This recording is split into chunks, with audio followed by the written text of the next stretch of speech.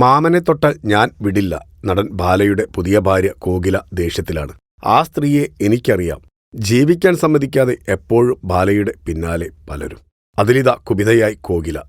പിറന്നാൾ ആഘോഷത്തിന് ശേഷം മാധ്യമങ്ങളോട് പ്രതികരിക്കുകയായിരുന്നു ബാലയും കോകിലയും. കോകിലയുടെ വാക്കുകൾ: മാമന്റെ പിറന്നാൾ വളരെ സന്തോഷകരമായി ആഘോഷിച്ചു. മാമൻ ഇതുപോലെ എപ്പോഴും സന്തോഷമായി ഇരിക്കണം. അതാണ് എൻ്റെ ആഗ്രഹം. ഞങ്ങൾ സന്തോഷമായി ഇരിക്കുന്നു.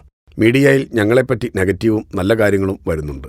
അടുത്തിടെ പെട്ടെന്ന് ഒരു സ്ത്രീ, പേരു ഞാൻ പറയുന്നില്ല, നിങ്ങൾക്കറിയാം ആളിനെ, അവർ വന്നു എന്തൊക്കെയോ മോശം കാര്യങ്ങൾ വിളിച്ചു പറയുന്നു. ഞങ്ങളുടെ പക്ഷത്ത് തെറ്റൊന്നുമില്ല. പിന്നെ ഞങ്ങൾ എന്താണ് കൂടുതൽ പറയേണ്ടത്? ഞങ്ങൾ സമാധാനമായി നല്ല കാര്യങ്ങൾ ചെയ്തു ശാന്തമായി ജീവിക്കുകയാണ്. അവിടെ വന്ന് ശല്യം ചെയ്യാതെ അവരവരുടെ ജോലി നോക്കിപ്പോയാൽ നല്ലത്.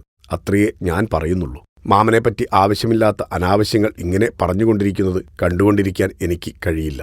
എനിക്കൊരു കാര്യം തുറന്നു പറയണം എന്ന് ആഗ്രഹമുണ്ട്. പക്ഷേ മാമനെ ഓർത്ത് ഞാൻ പറയുന്നില്ല. അത് ഞാൻ പറഞ്ഞാൽ മറ്റു പലർക്കും വളരെ മോശമായി വരും. ആരെയും ഉപദ്രവിക്കണ്ട എന്നു കരുതിയാണ് ഞാൻ പറയാത്തത്. മറ്റുള്ളവരുടെ ജീവിതത്തിൽ ഇടപെടാതെ സ്വന്തം കാര്യം നോക്കി ജീവിച്ചാൽ എല്ലാവർക്കും നല്ലത്. ഞങ്ങളെ ശല്യപ്പെടുത്തരുത്, അത്രയേ പറയാനുള്ളൂ.